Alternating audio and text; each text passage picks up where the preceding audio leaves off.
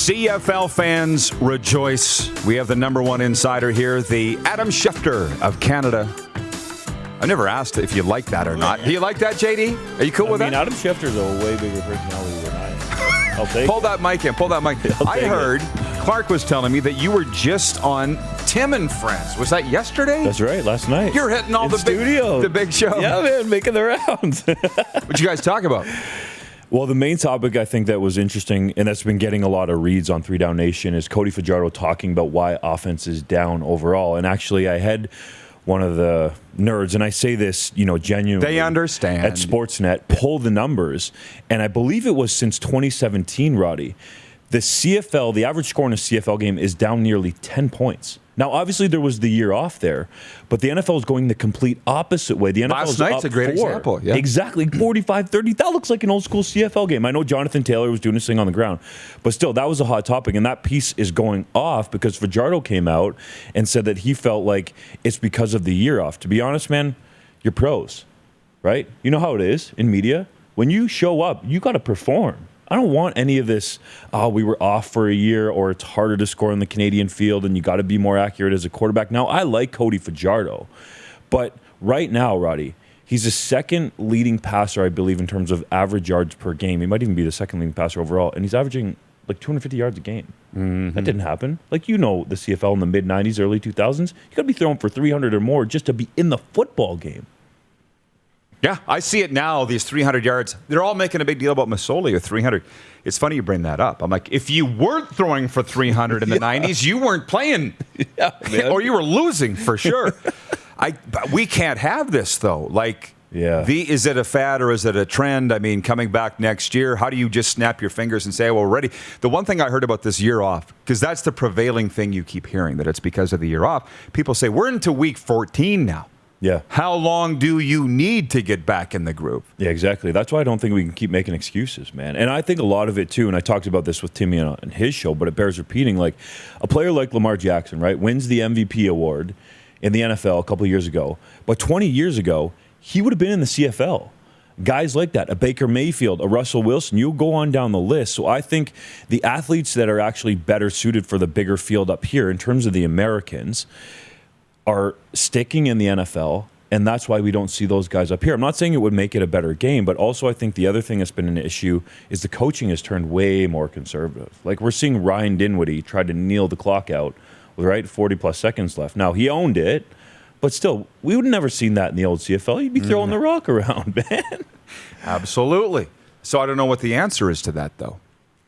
Because it seems like it's going one way here. It does. It really does. Honestly, it almost seems to me a little bit like we're going down the road in baseball, right? Where they're playing all these percentages. The game is all funky now. Maybe I'm just an old school guy, or I like the idea of having an ace starter that can go 6, 7, 8 innings.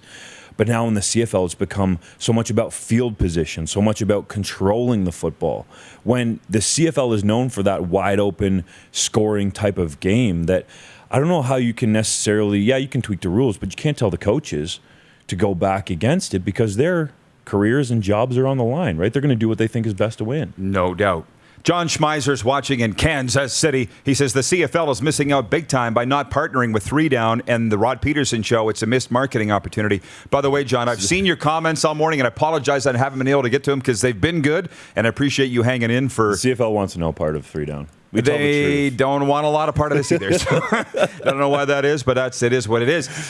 So the comments are coming in now, and I'm going to get to them as many as I can. But David Asplin, watching in Winnipeg, says, Dunkster, does Trevor Harris make it out of Winnipeg alive with Montreal, or does he continue to struggle? We're talking about Canada's Game of the Week, Alouettes at Blue Bombers, Saturday night. What's going to happen? He makes it out of Winnipeg, man. And to be honest, I really feel like he deserves none of the blame for what happened in Edmonton. Brock Sunderland, Jamie Elizondo threw him under the bus, Roddy. That's why they shipped him out of town. Let's think about this for a minute. Let's pull this back. They traded Trevor Harris for an American defensive end, Antonio Simmons, who had to be coerced to go to Edmonton. He didn't want to go play for the Elks. And then Brock Sunderland goes out and trades for Nick Arbuckle, gives up a second-round draft pick for a quarterback, Roddy, who's never been in Jamie Elizondo's system, has no familiarity with Sunderland or anybody else there in the organization, right? Trevor Harris has at least been there for a couple years, and you think you're going to be better off? So my money tonight is on Harris performing well, because the last time he was there, with the Elks, it was just complete disarray. So I'm not saying he's going to go in there and beat the Winnipeg Blue Bombers, because I think Mike O'Shea and Kyle Walters and Wade Miller and everybody there has developed a winning culture. But I think Harris will play well. And we saw a little taste of it when he got in at the end of the game last week. And I think a big factor in that is Kahari Jones and his energy, right? He's an upbeat guy. We see him dancing before the game. We don't see him calling out players like Jamie Elizondo. And to me, that's the issue in Edmonton, is the culture. So that's why I think Harris plays better tonight. And calling out coaches as well on the sidelines that say it. I mean, I then fired him the next day. So I like Jamie, but I don't know what has gone on in Edmonton. We're just speaking facts, man. Yeah, well, it's what we see. Yeah. It's right there on the screen in front of us. Well, I got to say this. You see how the CFL fans have come alive. Yeah, this is crazy. Yeah, I love it. What about this? And I'll get to the questions in a moment, but there is this, what should I say? There's a growing murmur that Cody Fajardo and Jason Maas aren't seeing eye to eye. Speaking of what I see on the sidelines, they had a bit of a spat in Calgary after the time count violation. Mm-hmm. And you talk about the offense not clicking as much in Saskatchewan. What do you know about that situation? Well, what I can tell you is just from people close to it, right? I'm sure you've heard some of the same stuff, but is there with people coming into the year that felt like at some point there was going to be a clash here? Because Fajardo maybe didn't necessarily fit Maas's offense like we saw with Mike O'Reilly, or at the time, Mike Riley pushing the football down the field. Now, that is no slight against Fajardo whatsoever, but they're different type of quarterbacks, different types of passers. And we've seen it be talked about, and I hate to even use this cliche, but beat a dead horse or continue to talk about it, but the deep balls just haven't been there. Now, part of that's been Shaq Evans, but we necessarily haven't seen it yet from Duke Williams. So I think it's the offense being a little bit of a square peg and Fajardo maybe being that round that you're trying to fit into the hole sort of thing. So I think that's the issue right now with the Riders offense, is that Fajardo really was at his best under Stephen McAdoo, who I think, to be honest, got run out of town unfairly when he was hitting those timing throws, right? When they were using Willie P. So I would like to see the Riders run the rock a little more often. Now, Maas has shown he doesn't really do that, even going back to Edmonton. I'm not going to tell him how to do it, because when he was in Ottawa, he had 4,000-yard receivers, and Henry Burris was the MOP in his 40s. So he knows what he's doing on offense. But I think it needs to be tailored a little more to Fajardo.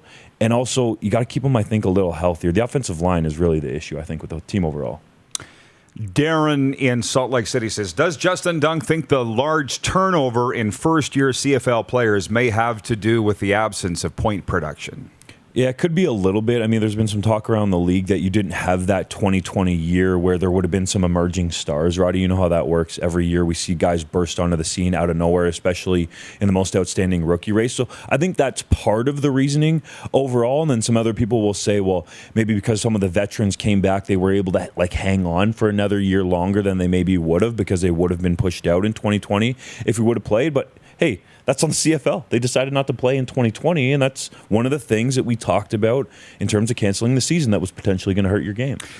I think point production is one thing. It has hurt the marketing aspect, because I'm watching the Rider game specifically going, who are these guys? Mm-hmm. And I've referenced it many times. In the game notes going into the first Calgary-Sask game, the first of three there, they said 55 players in this game are in their first contract. Right. So I talked to a football friend of mine. Did you see that in the game notes? I talked to a guy in the States. I said, what does this say? He goes, it says that teams have figured out they can win with rookies that are cheaper. Mm-hmm. So the CFL needs to figure out, then what are we really? Are we a developmental league, which frankly I do think they are, or what are we? Don't you think that's a bit of a problem with the CFL right now? They don't know what their identity is? Yeah, I would agree. And I haven't said this anywhere else yet, but there's been some sort of rumblings that you go back a few years, and there were some talks between the league down south, the NFL, and the CFL about being a development league. So I get that people put their hands up in the air and say, no, we don't want to be thought of as a developmental league. But you got to think of your future. And if you're tied to the shield down there, you're going to be alive. right? NFL Europe was a totally different thing. You're across the pond.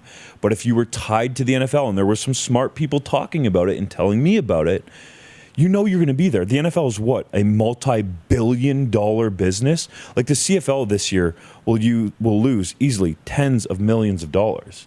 And that is going to impact the potential of the future. I hate saying it, Roddy, and you've been involved in the league forever, but you got to look at these ways that, I hate saying it, and people out there won't like it, south of the border.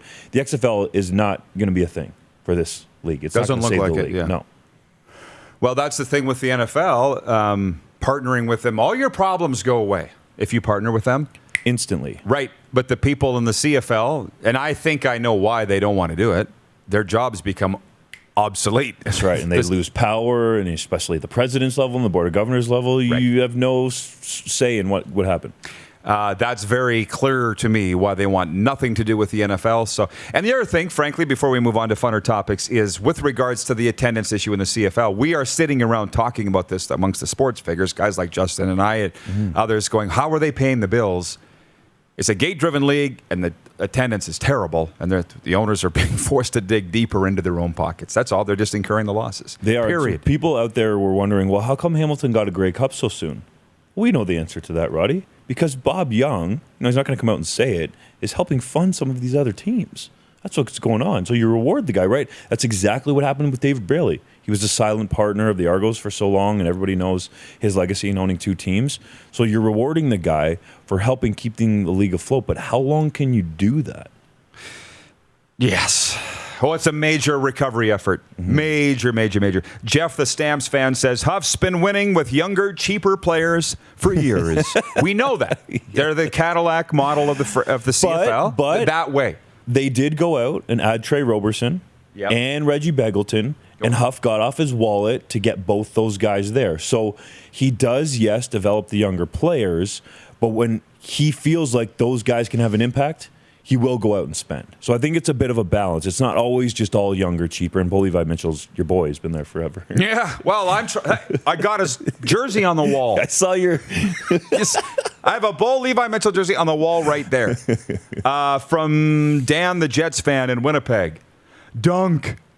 What is your predictions for the Grey Cup? Or who will be playing in the Grey Cup? Oh, Dan, the Jets fan, put me on the hot seat, eh? Yeah. Man, it's got to be Winnipeg. And to be honest, at this point, with the way the Ticats are humming, I'm going there. You mentioned Jeremiah Masoli throwing for over 300 yards. It's a big deal because it's 2021 and there's been a lack of points and stuff. I just feel like they're rolling at the right time. And the offensive line in particular has been better for the Ticats. And I would like them to see, if they ride Don Jackson, then yeah, Ticats are my pick. DJ. Yeah. Well, as I said, I think it was earlier this week, a Grey Cup rematch between Hamilton and Winnipeg, I think would be the greatest thing for the CFL. What a storyline. Because right now, there aren't a lot of stories other than the quarterback carousel.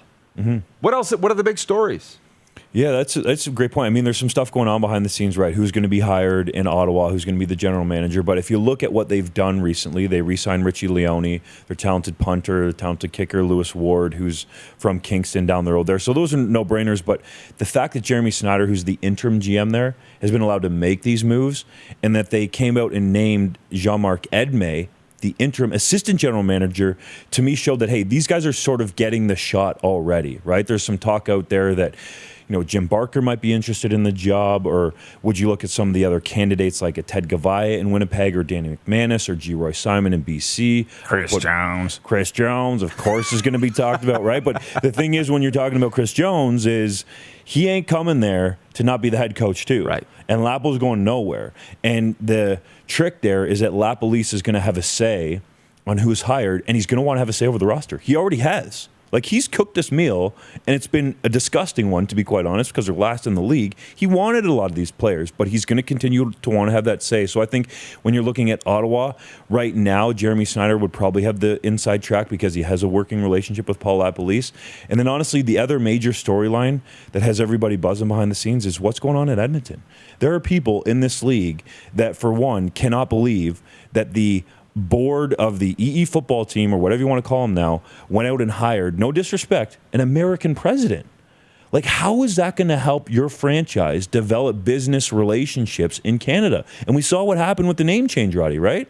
They had to be pushed to the edge of the cliff before they were going to change that name by a Canadian partner. So to me, I just don't understand what's going on in Edmonton. And that's at the board level. Like, hey, it's one thing to continue to pin things on Elizondo and Sunderland and even Chris Preston, the president there. But the board has made this decision, right, to bring this guy in. So I don't want to lay all the blame on him, because you need to set your franchise up for success. And you've had him in here a number of times, right? Jim Hobson was great. He was well-known in the area. He had connections. He was he knew what to do. But for some reason, Edmonton goes down to the States and pulls a president up. It just didn't make any sense to me. And we get what we get. Yes. Hey, everybody. Thanks for watching the RP Show on YouTube. And don't forget, we're live daily on YouTube from noon to 2 Eastern. If you like what you see, hit subscribe. And if you like the program, check around for other segments of the Rod Pedersen Show here on YouTube.